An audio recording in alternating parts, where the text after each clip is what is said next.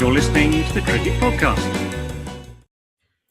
Hello, everyone. Sorry for being a bit late, and welcome to the Cricket Podcast, where we are reviewing today's IPL Qualifier One, IPL Sexy Game One, as we dubbed it last year, between the table toppers, Kolkata Knight Riders, and Sunrisers Hyderabad. It's me and Dan today. Dan Weston is back with us. Good to see you, Dan. How are you doing? Well, we've had a chat about how you're doing, but we won't get into that. How are you? How are you doing for the purposes of this live stream and podcast? Yeah, all the better to be back on the Cricket Podcast, Max. Loving it. So yeah, no, let's have a really good episode. Fantastic, and we're good to have you. Usual messages, reminders for everyone. We're sponsored by Manscaped. 20% off with the code CricketPod at manscaped.com. Our good friends over there, and of course Serious Cricket as well, who do a fantastic range of cricket gear. If you can believe that cricket might actually be a possibility in this wet English summer that we are seeming to be having. But anyway, let's get down to business, shall we? The IPL qualifier, the game to see who puts both feet in the final. And it was KKR against Sunrisers. Sunrisers won the toss, elected to bat, and didn't go very well, to be honest. Travis Head was out second ball. Abhishek Sharma was out not long after that. Basically, in the face of some pretty fierce swing bowling from Mitchell Starc, ably supported by Vaibhav Arora, and it was basically, if Heinrich Klaasen's batting in the power play, it's not gone well. And Heinrich Klaasen was batting in the power play. He and Raj Tripathi managed to affect a bit of a recovery, and Sunrisers looked like they were on course for maybe posting something to bowl at, but then Raj Tripathi was involved in the mother of all horrific runouts, and it all petered out, really, despite the best efforts of Pat Cummins. 159 all out. Never going to be enough against the KKR side, even without Phil Salt. And so it proved. Venkatesh Iyer and Shreyas Iyer 50 each after Gurbaz and Narayan got them off to a pretty solid start. 67 for 2 before Narayan fell. Game basically won, a run a ball. And all I can say is thank you to the Iyer Not brothers for finishing it quickly and sparing us an hour of tapping the ball around, because they did it in style. And I do feel like maybe Sunrisers phoned it in a bit as well by the end, when it was Travis Head bowling and about 3 sixes and a 4 in 1 over to finish things off. But that's where we are. KKR march into the final. They storm into the final. It was a shellacking. They absolutely crushed SRH. And well, we're seeing, aren't we, Dan, for SRH, the beauty of coming second. Does they get another go? Absolutely. I mean, that really does, I think, show the benefit of coming in the top two, which obviously are kind of imploded in that quest. That they've now got, they've had an absolute stinker today, but they've got another shot at it against the winner of the teams who came third and fourth, RR and RCB. So, look, they can pick themselves up, they can go again. And I think if we've learned one thing from this IPL, don't write off Sunrisers Hyderabad, because they've got a lot of match winners. Absolutely. And I mean, talking about match winners, Mitchell Starc, he was the one who did the damage today.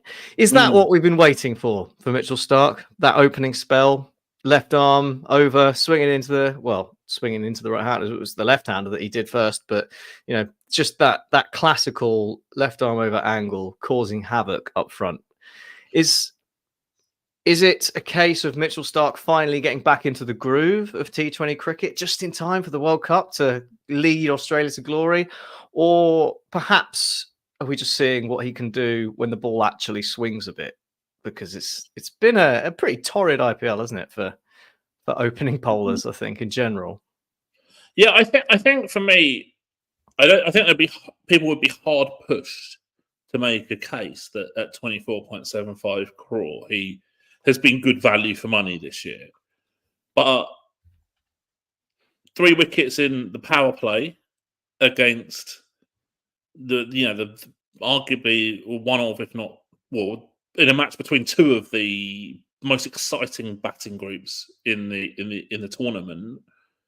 These paid a big chunk of that back to KKR today because that's gold dust, and they're probably feeling pretty happy with themselves right now.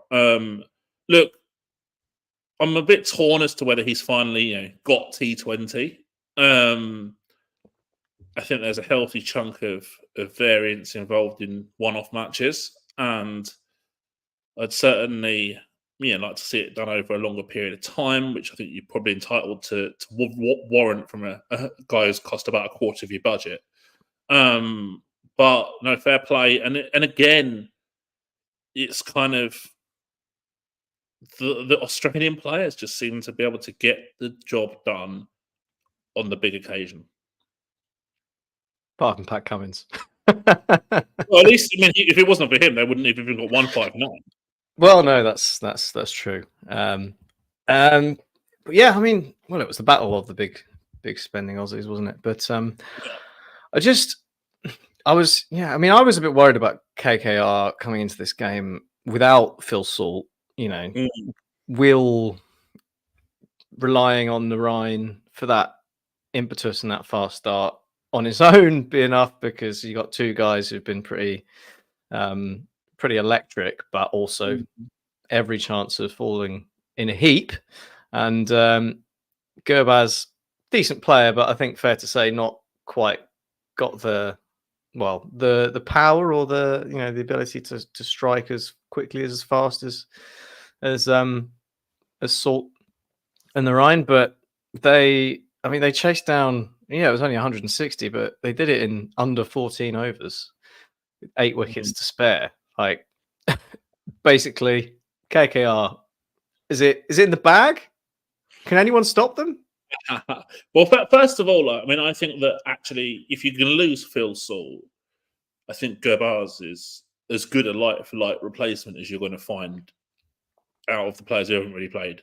So they had a good solution to the problem.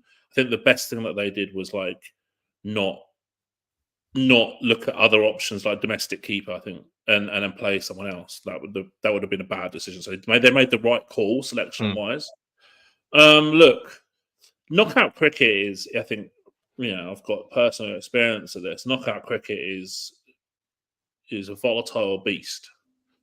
So, look, if you're, say, 60-40 ahead of 2 knockout games, which I don't think KKR even were in this game. I think it was a genuinely, really, really close match in advance in terms of the likelihood. Well, the ESPN win probability had SRH as favourites. There you go. So let's just say that they were really better than the 2 teams they've got to face in the knockouts, right? And they're 60-40. They've still only got 36% chance ahead of the knockouts that they're going to win the tournament. So actually, you can be the best team and still be an underdog to win the trophy. So the amount of variance that you've got to dodge still is fairly substantial. And I think what we do know is that whoever they play in the final is going to be tough opposition. You've got RR, who led the table really early and then before they tailed off. The RCB, who are on a big winning streak, and you've got SRH, who, yes, they underperformed today, but they've shown many times in this tournament so far that they can take the game away from any team very, very quickly. Yeah, I mean they've beaten the IPL scoring record 3 times.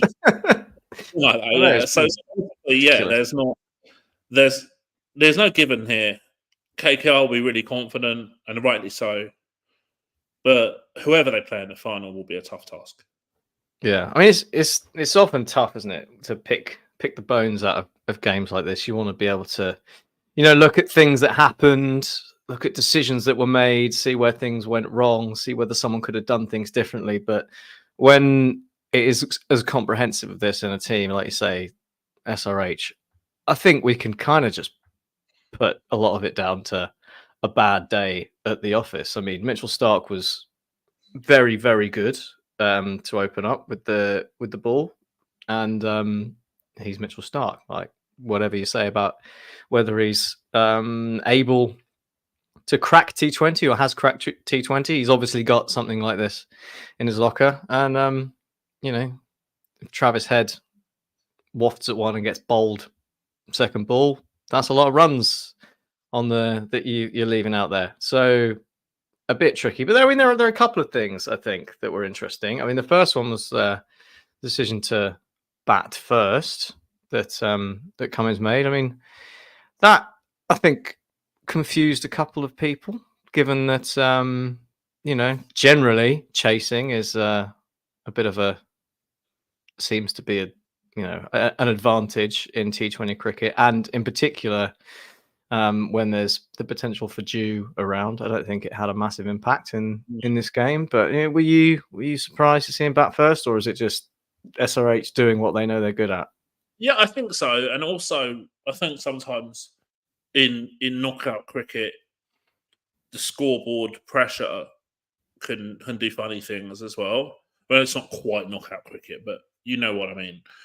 And I think actually, if they'd have got 25 more, maybe, and obviously it's easy to turn around and say, well, KKR chased this in 82 balls, so it's not. Yeah. Even if they got SRH literally gave up.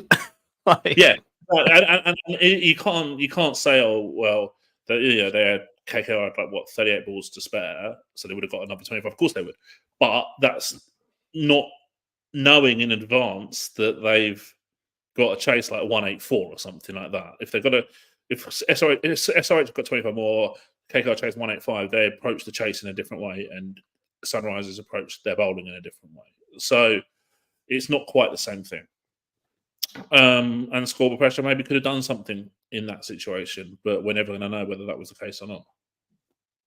The other thing I think as well, like I think saying that KKR were lucky would be very extreme, but they definitely got the rub of the green on a few occasions. Sunil Narine survived an LBW, wasn't given, it was reviewed, and it was, I mean, the thinnest of whiskers pitching outside leg. It looked, for all the world, as it was stone dead, and he got away with it by the barest of all margins, as some might say.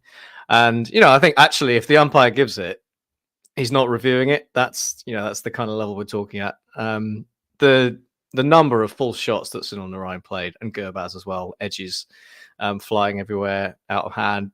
Heinrich Klaassen actually caught the ball and then had it kicked out of his hands by his own player in the field at one point. And you flip it around Sunrisers, and basically Abhishek Sharma almost managed to drive the ball over Andre Russell, but he plucked it out the air like he was 24. The hang time of an NFL wide receiver. And sometimes, those things that kind of, and Tripathi, like the mix up with Tripathi getting run out, which was just bonkers. There were moments there where I think you just have to say, like, yeah, sometimes you're not at the races, the other team have come out firing, and it's not going your way, and you lick your wounds and you come back, and like we said, luckily for Sunrisers, they got another bite at the cherry.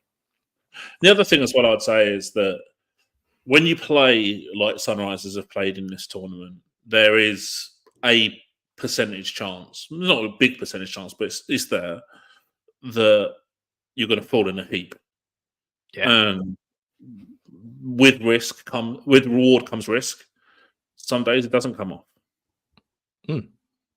And there's two other things I want to ask you about before we'll get to tomorrow's game, and a little brief look at that. I think Jack and I spoke about it the other day, but be interested to hear your thoughts, especially after RCB's renaissance. But before we get to that, two things: one from me, and one that I picked up in the chat that was, I think, a very worthy question.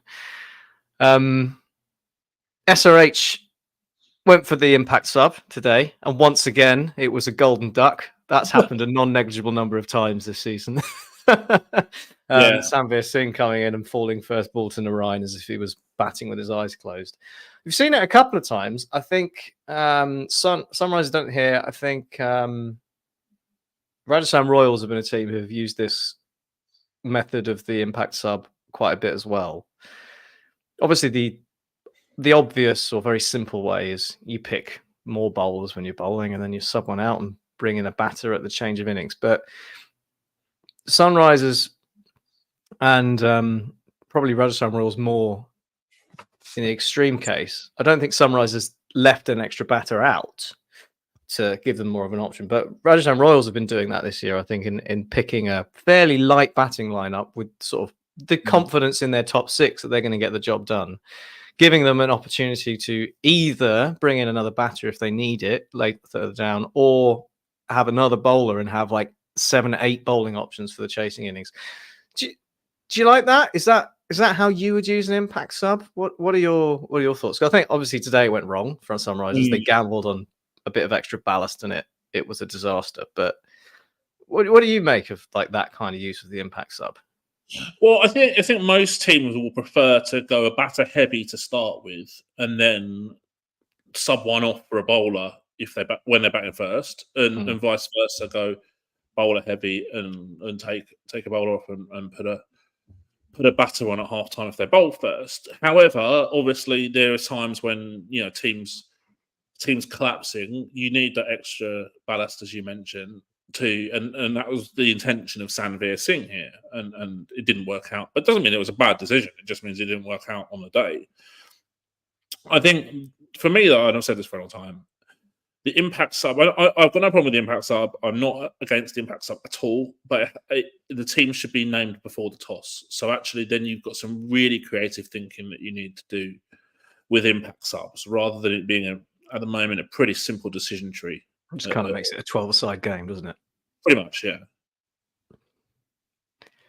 Yeah, fair enough. So the question in the chat was, I think, Nanny Core 4 asking it. And are Sunrisers only good on a flat track? Is that a fair thing to level at them? Or is that just kind of the case for a lot of T20 sides? I don't think that that's the case at all. I think that the fact that they don't really have a high quality spinner actually probably hinders them more on a slow pitch than anything else. Look, they've got batters who can play in multiple ways. Travis Head has not always been a complete intent merchant. Heinrich Klaasen is arguably one of the best. Well, no, arguably he is one of the best batters in the world, and they've got good enough players to be able to adapt to different situations, I think, based on the conditions and what their perception of par is. So no, I don't think they're just flat track bullies at all. I think there's a lot more to it than that. Maybe they're the best team on a flat pitch, but it doesn't mean to say that they can't play on different kind of surfaces. Yeah, I think that's fair as well. I mean, you look at the bowling attack, obviously they've made their name this season with ridiculous batting, but they've got Bhuvi Kumar, they've got Natarajan. They're players who can cause teams problems. Well, anyway, really. Like, Bhuvi's great at using the moving ball. It didn't go brilliantly for him today, but he bowled well. He got it moving both ways, and he looked dangerous. Like you said, the spinner. It's just such a shame that we didn't get to see Hasaranga this year. Hasaranga in this SRH team would have been box office, but real fun, yeah. Never mind. Maybe next year. Well, I suppose, quick word for KKR. Moving on to the final. They're looking as good as they have, and it'll be interesting to see who they end up playing. But before we get there, we've got the Eliminator to deal with. Rajasthan Royals against RCB. Could you believe the RCB recovery? Like, no, in one word. I think that they obviously kind of, and I hate this phrase, but players and captains use it all the time, is like they found a winning combination. And actually, I think that there's a fair argument to suggest that finding that so-called winning combination for them was probably found more by luck than judgment. They finally binned the Anand Rawat experiment, which I think was a major factor as well. And they've got now some semblance of what probably is close to their best team. Obviously, both teams in this eliminator have lost players to England, which I think is a major hurdle, particularly I think for RR actually. With Butler's a huge loss. Jax is a loss as well for sure, but at least they've got a Maxwell who can come in and obviously he's a world-class player himself. So I think that the gap between the loss and the replacement is smaller for RCB. So who's your money on? Ahmedabad, Rajasthan Royals, RCB. Okay, so is it used pitch? What time? Do we know anything about the surface? Oh, that's a good question. I don't know if it will be a used pitch or not. It looked pretty fresh today for the qualifier, but they're playing on the same pitch, which is a possibility, a pretty decent possibility. Then you've got the factor of RR having much better spinners than RCB, and spin being a reasonable way to at least tie down the opening partnership of Kohli and Faf as well. So I think a lot of this actually really depends on how good RR bowl.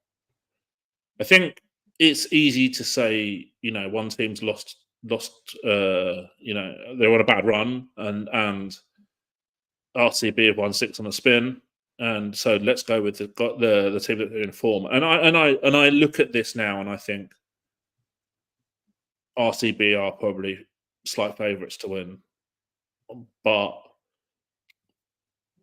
knockout cricket, as I said earlier, is a funny game. Sometimes a lot of the time, what happened in the group stages is not hugely relevant. So I think it's, for me, the deciding factor of this is how well RR bowl and whether they can make early inroads into the RCB batting order. Yeah, I fancy a Maharaj day. Well, if it's a used pitch, they might go with 3 spinners. That could be good. Assuming he's around, I don't know. It's hard to keep track of who's left at the moment. But one of the biggest frustrations is that these teams don't tell you when players have left or not. But I've known certainly not if you're trying to follow it from the UK anyway. No, I mean, I've known that a certain player has not been in the tournament for a long time, but people are still putting him in their 11s on social media. It's not been communicated, so what can you do? Yeah. Well, Rajasthan RCB tomorrow. That will be. It would be very RCB if they were to immediately fall at the first hurdle, having qualified for the playoffs with a ridiculous 6-game winning run. And that would be, RCB. That's how it works. So fully expect Rajasthan to reverse their slide and win that one and set up what I think would be a pretty tasty game. Well, I think either would be a tasty game at Chennai. But I think, again, with the spin thing in force, I think Sunrisers probably rather be facing RCB than Rajasthan at the Chipawk. But that's let's not get ahead of ourselves. That's all for Friday. Still got the Eliminator to go before that, and we will be watching along. And I don't know exactly what our plans are, but we will let you know. It's been a pleasure having you with us, Dan, as always, and look forward to many more. Hopefully, you can come and join us through the World Cup if you're around. Yeah, well, you never know. I might be in the sort of London southeast area for a while, so maybe we could do a live episode at some point. That'd be pretty cool. Well, we did actually panic buy a bunch of kit for doing that sort of thing when we were having dinner with Joel Garner and thought we might have to do a live interview thing. As it happened, we were in a really dark, quite loud corner of a Chinese, I think calling it Chinese restaurant's a bit harsh. A fancy Chinese restaurant. So it wasn't really the place for it, but we've got the kit now. So that sounds like a wonderful idea. If we're going to do it in a fancy Chinese restaurant, I'm definitely up for it. So yeah. Given that we weren't picking up the bill that time, and how much it cost, I don't think we can offer you that one. Although we do definitely owe you a few drinks, or at least dinner. What I think is maybe you have to get some good super chats in or stuff like that to pay. Don't start grifting off the live chat, Dan. Outrageous. Right. Let's leave it there. Thank you everyone for joining us. We will be back with reaction to the next 2 IPL knockouts. But until then, thank you for joining, and we'll see you all soon. Cheerio.